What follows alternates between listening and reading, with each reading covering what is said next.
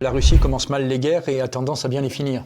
Les faits, c'est que l'Ukraine n'est pas arrivée dans sa grande offensive à renverser l'armée russe, que petit à petit l'Ukraine s'épuise, que l'Ukraine a un vrai problème de population, ce que n'a pas la Russie, et que le gouvernement ukrainien est militairement et politiquement dans une situation extrêmement difficile.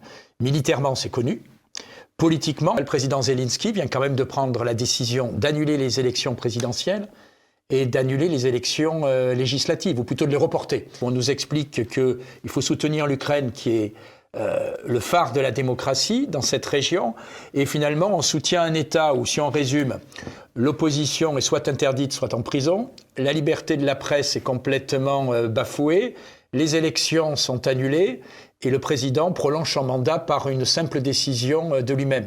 C'est quand même une grosse escroquerie quand on nous explique que c'est le combat de la démocratie contre les ennemis de la civilisation. Les sanctions qui devaient ruiner l'économie russe, c'est pas vraiment le cas.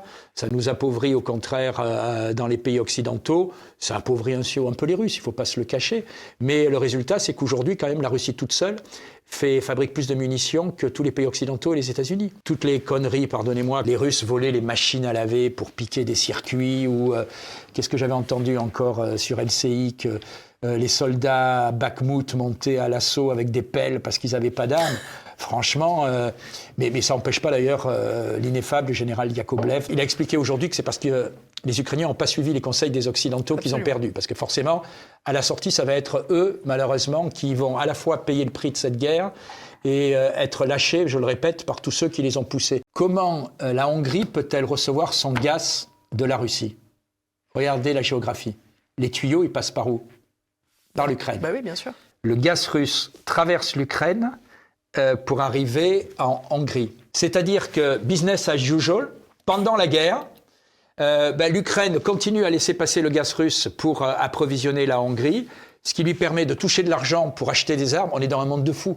C'est-à-dire qu'à la fois, peut-être les gens vont pas avoir de chauffage chez eux, à Kiev ou je ne sais où, mais dans le même temps, Ukraine, Russie, Hongrie, commerce, chacun prenant son bénéfice, etc., c'est quand même d'un cynisme total. On est en train, à l'heure actuelle, d'avoir open bar pour les finances ukrainiennes. Avant le mois d'octobre, la totalité des pays européens avaient déjà donné 80 milliards en dons et en prêts.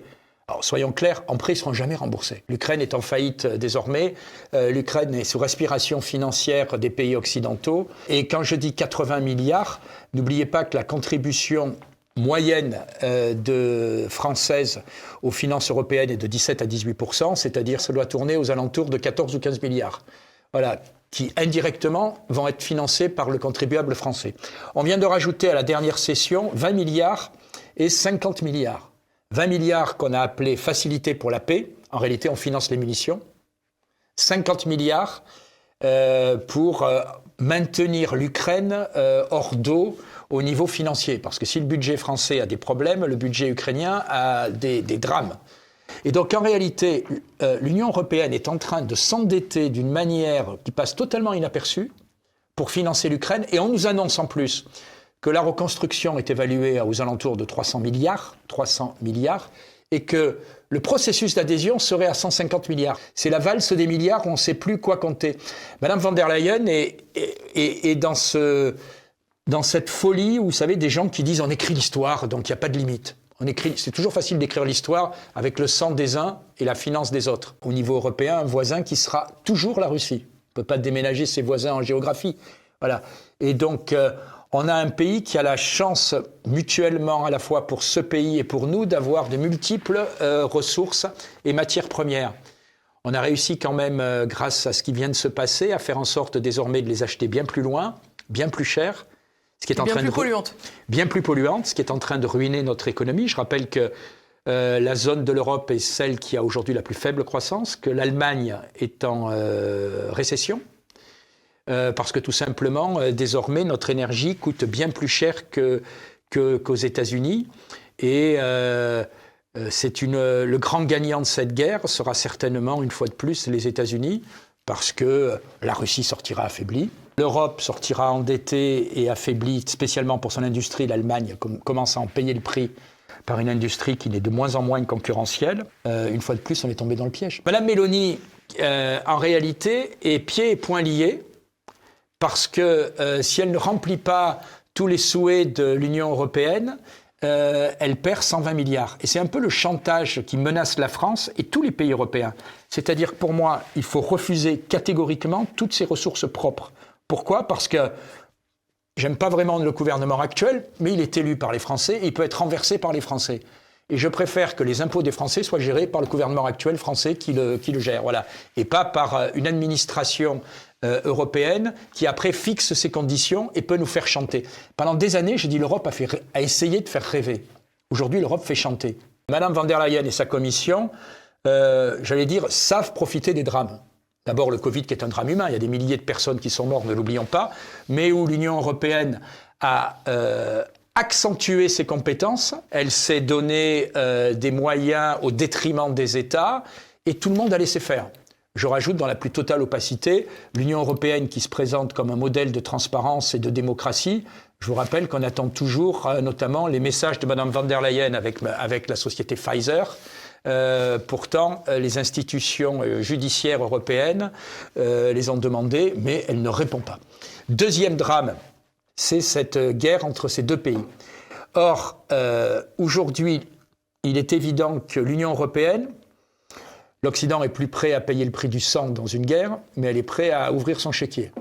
Et donc, on mène une guerre par proxy. Comme disaient les Américains, les Ukrainiens se font tuer et nous, on paye. Mais on est en train, pour se donner bonne conscience, de payer au-delà de toute limite. Malheureusement, je crois que les Ukrainiens sont complètement sacrifiés.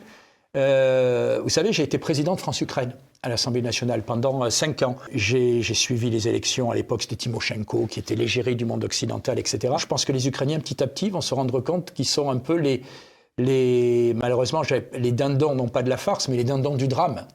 Parce qu'ils servent aujourd'hui à essayer d'épuiser ou à essayer d'affaiblir la Russie. En réalité, c'est eux qui, à la sortie, vont sortir complètement, à mon avis, ruinés. Et peut-être l'Europe. C'est l'empêcheur de finir en rond. Je pense que beaucoup de gens rêvent qu'ils disparaissent. Je ne vais pas parler physiquement, attention. Mais je veux dire, aujourd'hui, Zelensky est obligé d'aller jusqu'au bout. C'est-à-dire aucune négociation, rien. C'est quand même symptomatique de supprimer les élections présidentielles. Je serais curieux de savoir aujourd'hui ce que pensent les Ukrainiens. Est-ce qu'ils veulent vraiment continuer la guerre à tout prix ? Est-ce que les habitants de Lviv ou de Kiev ont envie de mourir pour Kramatorsk ou Donbass, ou le Donbass ? Voilà. Et donc, aujourd'hui, on a un chef d'État qui a été élu légitimement, qui se maintient en repoussant les élections, et qui est dans une position qui est totalement, aujourd'hui, j'allais dire, bloquée. Or, à un moment, il faudra bien discuter de la paix, et soyons sérieux, les discours qui consistent à dire « je vais reprendre l'Ukraine, on va repousser la Russie, etc. » ne tiennent pas la route.